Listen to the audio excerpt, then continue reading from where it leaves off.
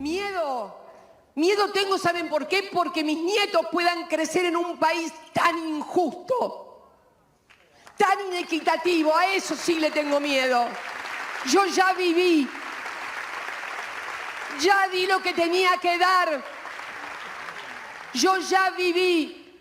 Temo por los jóvenes. Temo por los pibes.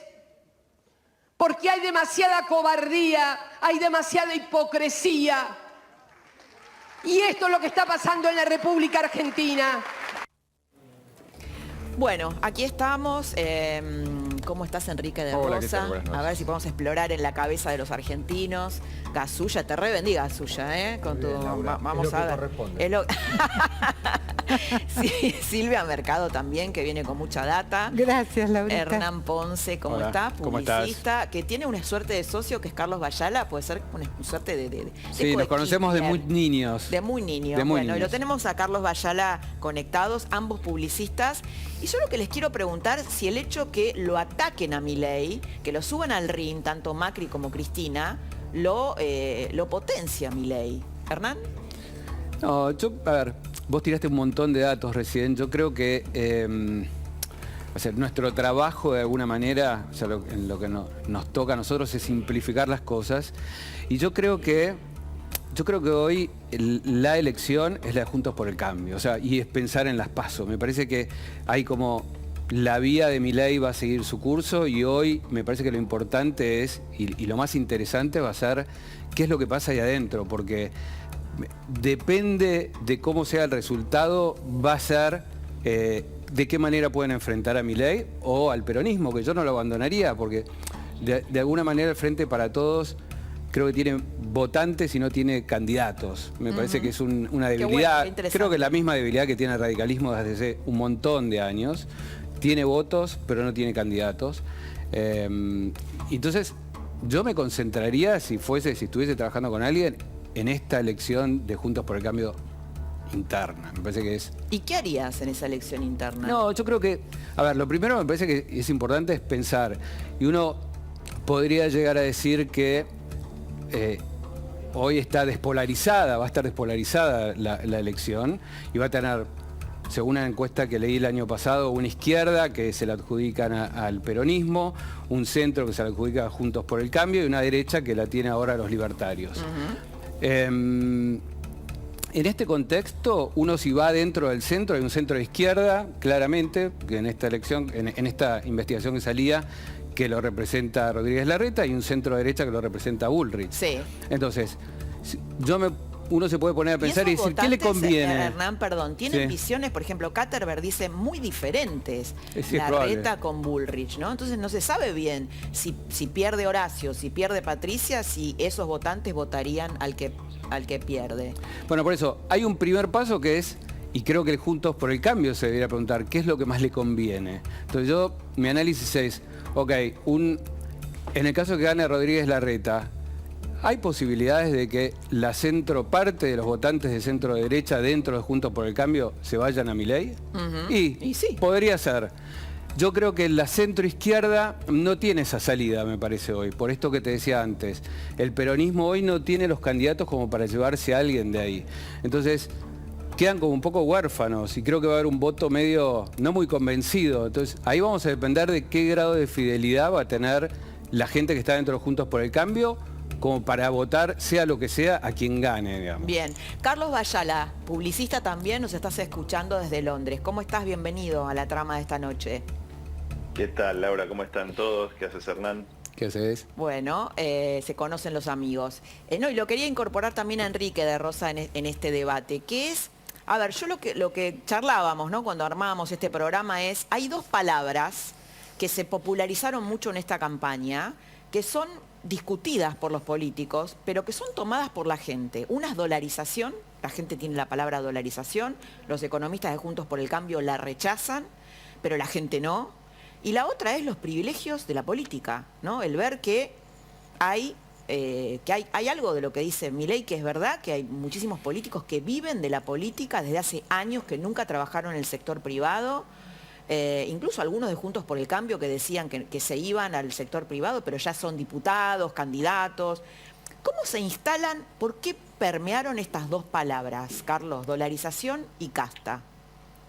Bueno, hay una nueva categoría que ha surgido, Laura, en los últimos años, que es el sensacionalismo político. O sea, el sensacionalismo político está basado en tratar de instalar en titulares cortos determinadas cosas que hacen un ruido muy grande. Dolarización es una, venta de órganos fue hace 6 meses y así. ¿Pero por qué?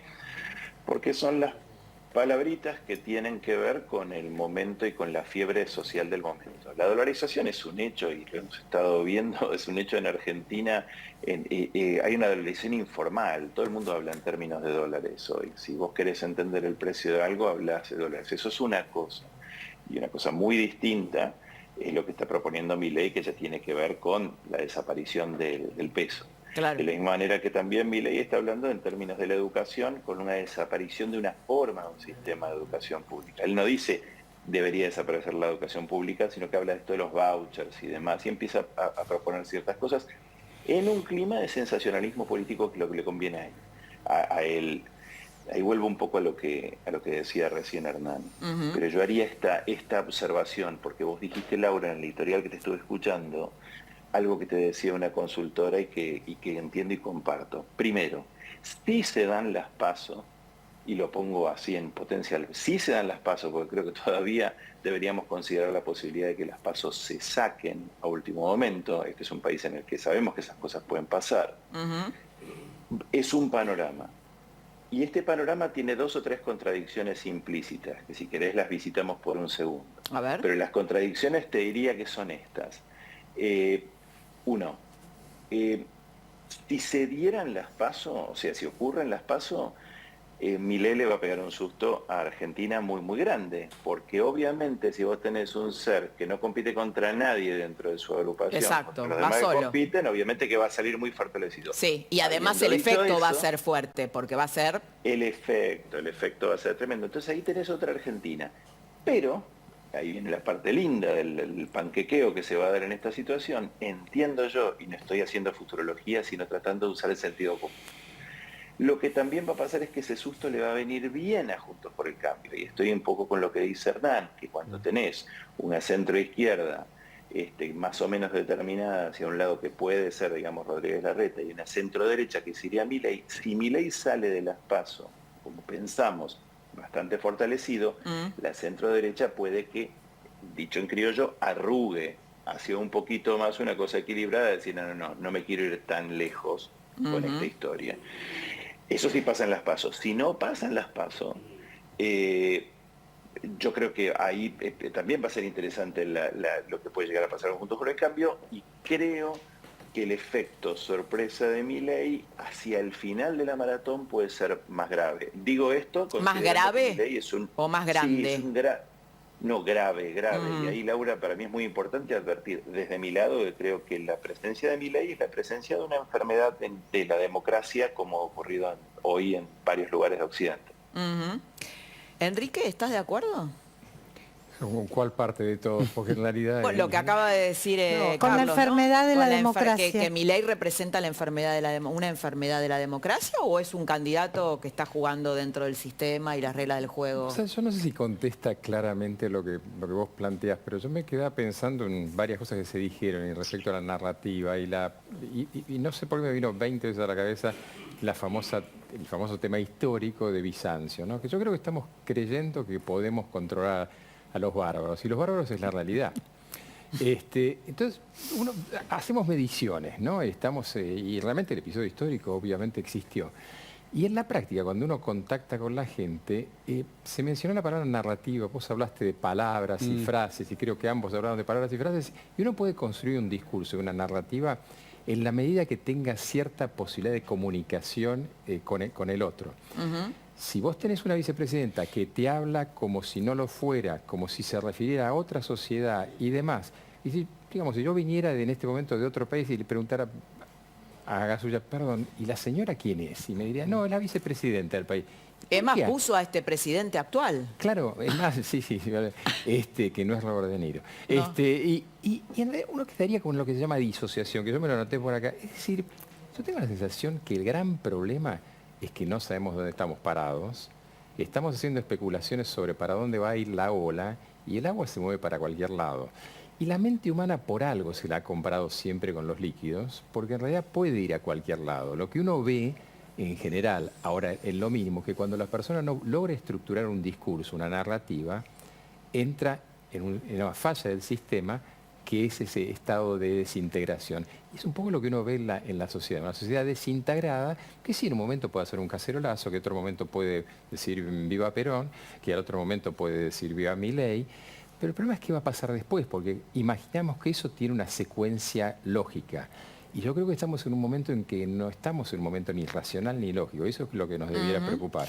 Hay algo que me dijeron, hice como una recabación de consultores y de que miden focus group y encuestas y todos me dijeron algo que una cosa que a mí me impactó, que es en la Argentina se rompió la esperanza, Sí, claro. se rompió la Sí, ilusión, porque incluso hasta Alberto Fernández, mucha gente lo votó con esperanza, a Macri lo votaron con esperanza.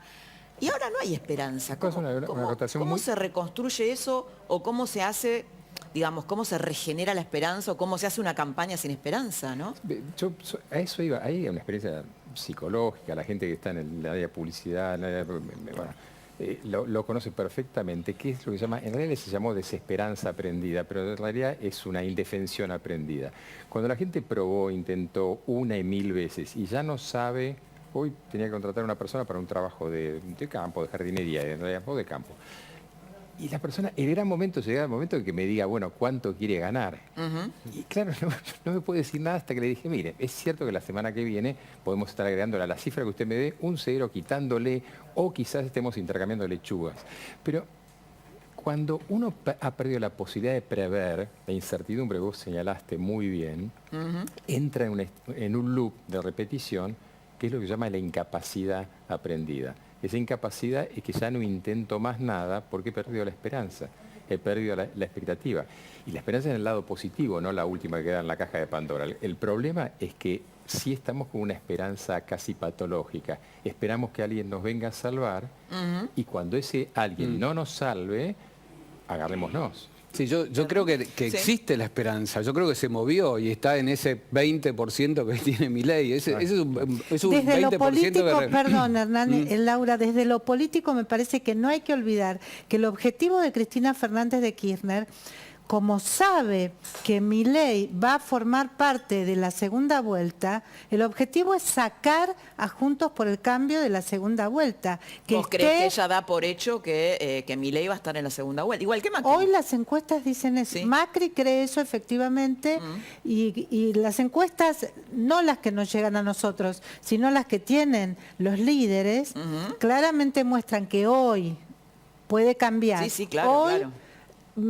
Javier Milei está en la segunda vuelta. El objetivo de Cristina es sacar a Juntos por el Cambio de la segunda vuelta porque cree que ahí hay una chance política, porque cree que hay mucha gente, incluso que está muy enojada con Alberto Fernández, incluso que puede llegar a votar por por el Cambio, voto blando de Juntos por el Cambio, que cree que es más fácil que vote al kirchnerismo y no a Milei. ¿Te puedo agregar algo? Sí. Que consultando después del discurso Todo de esto Cristina que en el estamos Instituto diciendo es Patria, móvil, ¿no? Digamos, Por estamos supuesto, en una cosa todo totalmente totalmente móviles hoy. líquido. En línea con Me lo que gustó. dice Silvia Mercado, consultando en el Instituto Patria, Sí. ellos creen, ya Cristina derrotada, el escenario es, nos conviene más un posible gobierno de Milei que un posible gobierno de Juntos por el Cambio. La frase textual que a mí me dijeron es, con Milei de presidente lo volteamos en una semana. Sí, lo he escuchado. Y eso. cuando no podés ganar, cuando sabes que no podés ganar, tratás de elegir con quién perder, ¿no? Me parece que hay algo de Claro. eso también, ¿no? Sí, Claro. las campañas no, las elecciones no se ganan, se pierden. Por ¿no? eso, y me parece que también hay una Pero falacia... vos dijiste algo interesante, que la esperanza está derivada a Milei, ¿no? Sí, Hoy ayer hablaba claramente. con él y es impresionante lo que pasa, ¿no? Con los jóvenes, porque, a ver, la gente lo que dice es bastante lógico. No digo que yo que esté de acuerdo con esto, no estoy de acuerdo con esto, pero entiendo desde qué lugar lo dicen. A ver, yo opté por el kirchnerismo, los jóvenes sobre todo, ¿no? No fue mal, fracasaron los con dos. Macri no fue mal. Bueno, vamos con este que por lo menos no tiene prontuario político. Bueno, se lo relaciona con, o sea, la gente dice la verdad. Dice la verdad. Entonces, lo que yo digo es, ahí es la falacia porque nadie dice mentiras, solo que quienes están diciendo hoy algunas verdades ya mintieron antes y no son creíbles. Este es un tipo que de alguna manera todavía está virgen de eso, o sea, está virgen de la mentira. Entonces, dice cosas que son verdad igual que los demás, pero a él le creen y a los otros no. Entonces, De se pueden todos cosas modos, mucho más simples. por lo menos Él algunos plagia, aparecen él en los tiene medios. cosas Claro. complicadas, tiene Obvio. candidatos que son totalmente truchos, pero todo eso no se le pega, se decide creer en él.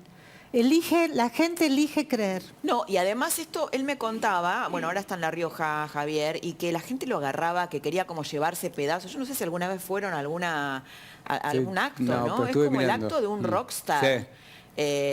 Por eso me quedé con esto que decías de la esperanza trasladada a él, ¿no? ¿Y la esperanza qué sería? Y la esperanza es el único lugar al que podemos ir en un punto. O sea, yo no creo que la esperanza... Acá no estamos haciendo una Se valoración, termina- Milei bueno, Milei malo, Claro, Milei no, fuera. no. ¿Qué es? ¿Qué representa? Tratando de Yo entender. creo que sí, que toma eso. Después, como dije antes, o sea, hay cantidad de votantes que van a votar siempre al peronismo, o sea, quien sea el candidato, y hay gente que va a votar al centro, sea quien sea el candidato. Pero yo creo que él representa eso, esta desesperanza que no saben dónde... O sea, uno no la puede hacer desaparecer. Es como raro, ¿viste? Como una autodestrucción. Entonces lo que hace es, en algún lado la pone, bueno, la pongo acá. O sea, Ahora, ¿qué y no me cuenten muchas más cosas de esto. No quiero saber mucho Pero qué más problema tampoco. que la de esto. esperanza sea el lugar de la esperanza sea el lugar de la no esperanza, porque es decir, Sí. aquel que no me engañó Claro. debe ser aquel que no me va a engañar. Y en ese loop de cuestión que como no me va a engañar, porque no me engañó antes, yo pongo mi apuesta que no me va a engañar. ¿Cuál va a ser el problema? Porque cada uno pone su propia expectativa del no engaño. Y ahí empezamos todos a cuestionar qué es no engañar. Claro. Como no logramos construir una narrativa común, yo digo, cada uno me va a engañar. Yo espero una palabra. Ahora, obviamente, no va a ser capaz ningún líder, a menos que sea un mesiánico, de responder a todas las demandas del famoso tema de la película de Jim Carrey, que dice que se lo transforma en Dios en un momento y él tiene que responder a todos los pedidos. No, y además Sí, esto claro. que vos decías antes, esperar un salvador, que venga alguien que nos salve y no un aparte equipo, te ¿no? Bueno, escucha ahí- a cada uno de nosotros. Lo quiero incorporar Ahí, ¿Cómo? Carlos, ¿ibas a decir Perdón, algo? te pongo este paréntesis que me parece importante. Para mí esto no es nuevo lo que pasa con Milei. Esta esperanza que surge en la desesperación es un clásico de los evangelistas. Ustedes saben perfectamente que cuanto más pobre el lugar al que vas, cuanto más pobre ese barrio, vas a encontrar dos posibilidades. Acá en Inglaterra se ve casas de apuestas y algún templo evangélico o alguna religión alternativa.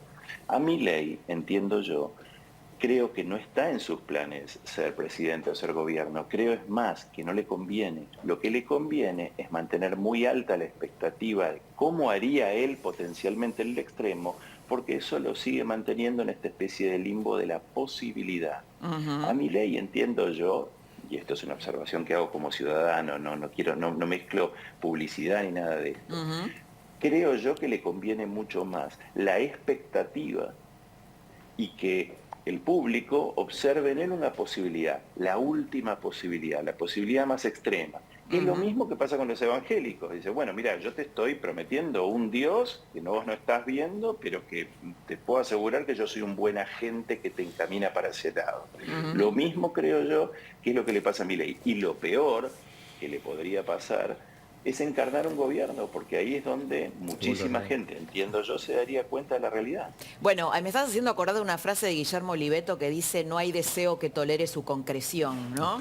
O sea, cuando vos finalmente, esto de mantener la expectativa latente y no concretarla, bueno, está como latente esa ilusión.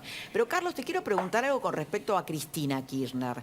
Esto un poco en línea con lo que decía Enrique de Rosa. ¿Qué es, a ver, vos la escuchás a Cristina, ¿qué pasa en la cabeza? Y también te lo pregunto a vos, Enrique, de una señora que dice un montón de cosas mentirosas, ¿no? En el discurso, por ejemplo, que está proscripta cuando no está proscripta, cuando dice critica al gobierno cuando ella forma parte de este gobierno, dice, por ejemplo, no sé, que el acuerdo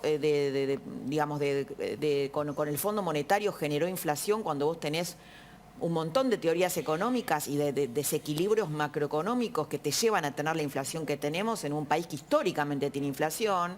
Qué sé yo, que dijo en un momento que Cavallo era el cuadro más brillante de la Argentina y que hoy dice que es la derecha liberal nefasta y que no podemos volver atrás de lo que ella defendió. Digo, ¿qué le pasa a la gente que cree ciegamente en lo que dice Cristina más allá de lo que diga? Creo ahí, Laura, que hay dos cosas y hay un fenómeno de dos tipos. Primero hay un fenómeno de una pasión que despertó Cristina desde una determinada redefinición que tuvo. Yo estoy de acuerdo que hubo una redefinición tanto en Néstor como en Cristina. Aparte, acordémonos que Néstor empezó con La Baña, que La Baña de alguna manera era una representación de un establishment y en su momento era una cosa mucho más hacia el centro de lo que terminó siendo luego el kirchnerismo. Entonces, el kirchnerismo de alguna manera fue encontrando oportunidad. En cierto modo, en ese sentido, las oportunidades que encuentra Milei, bueno, las oportunidades que también en su momento encontró el kirchnerismo para otra forma de populismo, algo que derivó en otra forma de populismo. Y lo que creo que hay que observar para la lectura de Cristina, que a mí me pareció clave, es Grabois. Cuando uno mira a Grabois y lo escucha, dice, a mí no me van a invocar, a mí Cristina no me va a invocar más aún, y lo dijo con nombre y apellido, Alberto, Scioli, Massa. No voy con ninguna de esas cosas. Ahí lo que Grabois muestra, que creo que es muy interesante, es la ruptura de una parte del discurso. Me parece que hay que atender al discurso académico. Por eso, a propósito, Cristina dice, yo voy a dar un discurso académico. ¿Por qué? Porque en la práctica estamos en el horno. Entonces yo voy a salirme de la práctica, que fue poner a Alberto Fernández en el lugar en donde lo puse y hacer este ensayo, y voy a volver a la teoría. Y hablemos de cómo debería ser la cosa. Grabois la devuelve a la práctica y dice y anuncia este total sinsentido entre lo que se está proponiendo desde un lugar, supuestamente de una burbuja, en donde no tengo nada que ver con esto que está pasando, cuando creaste la criatura, y lo que está ocurriendo en ese tipo de discursos y en esa cosa que se está dando, que es medio extraña. Pues decís, pará, si estás denunciando todo esto sobre tu criatura, ¿no te estás haciendo cargo de eso? Eso sí me parece que es una locura, y me parece que un tipo como Grabois lo denuncia de una manera muy simple y que me parece una manera muy real. ¿Tenemos una plaquita del Chino Navarro cuando dice la gente nos putea? Bueno, la vamos a mostrar, digo, porque ellos están expresando esto, ¿no? La gente... ¿Sabés que a propósito de lo que decía Carlos, hoy un gobernador del interior del país, sí, el gobernador de La Rioja, dijo y pidió por Guado de Pedro? O sea, también hay algunos que empiezan a decir, no queremos a Massa como candidato a presidente. Bueno, y apareció Catopodis también, la opción Catopodis. También, que vos lo mencionabas en la editorial. ¿Qué pasa cuando Enrique dicen esto? Bueno, la gente nos putea, ¿no? Por esto vos decías la disociación. Bueno, acá está agarrando algo que está pasando, ¿no? La gente nos putea, el Cuervo Larroque diciendo el martes no sabíamos si llegábamos al viernes. Nunca se lo vio al peronismo en esta situación de debilidad, ¿no? Esto le pasaba al no peronismo, el helicóptero, la corrida cambiaria. Te ilustra el grado finalmente de alienación, de falta de nexo, de con la realidad en todo esto, porque en definitiva en esta construcción de la realidad que no logramos acertar qué es, porque es increíble. Si cada una de las frases que estamos diciendo las escribiéramos y después le dijéramos a alguien, mire, trate de juntarlas, no lograría juntar algo, tendría que eliminar una buena cantidad. Como no queremos eliminar, porque hemos aprendido por otras cuestiones, por la publicidad, por las redes sociales, por un montón de cosas, que más es mejor, en lugar de podernos abstraer y decir, perdón, todo eso que dice es absolutamente falso, simplemente porque no reescribe nada. Entonces estamos tratando de juntar más información y entramos en esta cuestión cacofónica, ¿no? Que estamos recibiendo tanta información que finalmente nada es real. Y cuando nada es real es interesante porque es lo que vos decías, no hay deseo que pueda construirse, no hay ninguna realidad, no hay ningún objeto que pueda construirse. Cuando no hay ningún objeto que se pueda construir somos increíblemente dominables, pero somos dominables, vaya a saber por quién. ¿Y es fácil engañar a la gente en un discurso, en una campaña? ¿Qué tiene que pasar para engañar? Creo que eso el sobrino de Freud, que empezó en la clínica Tavistock, donde está cerca de su si está en Londres. Bernet. Edouard Bernet, que hace más de 100 años habló de la propaganda. Es interesante porque puso en blanco y negro cosas que estaba hablando su tío en definitiva, y sí, si yo establezco una narrativa creíble, aunque no sea real, necesito agarrarme de algo. Y eso la gente desesperadamente necesitamos hay una frase que Algo dice, en lo que creer, ¿no? algo que nos haga creer. Pero esa que era esto una es real. época de medios masivos. El tema es que hoy es una época Claro. de fragmentación de la comunicación. Entonces eso Claro. provoca fragmentación de la Totalmente, representación. Y esa fragmentación de la representación llevada al psiquismo, a la creencia colectiva de la sociedad, no permite armar nada y emerge ¿cómo? Emerge, sí, con patologías eventualmente, pero emerge con patologías sociales, una de las cuales es el nivel de violencia que estamos viviendo. Ya estabas, Carlos, asintiendo, ¿no? Es fácil engañar a la gente. Alguien decía el otro día que es más fácil engañar a alguien que convencerlo de que fue engañado.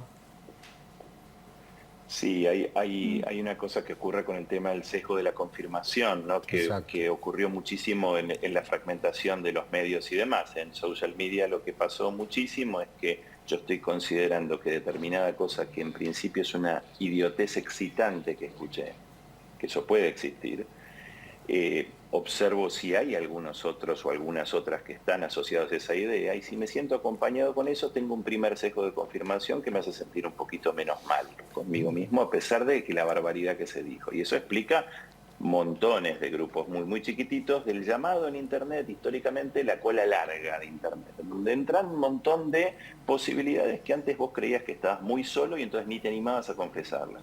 Pero agrego una cosa.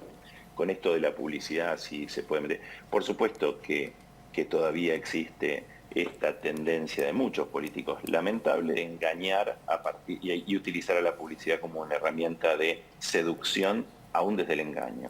Pero se dio una vuelta con Trump más perversa todavía del asunto. A ver. Y la vuelta es la siguiente.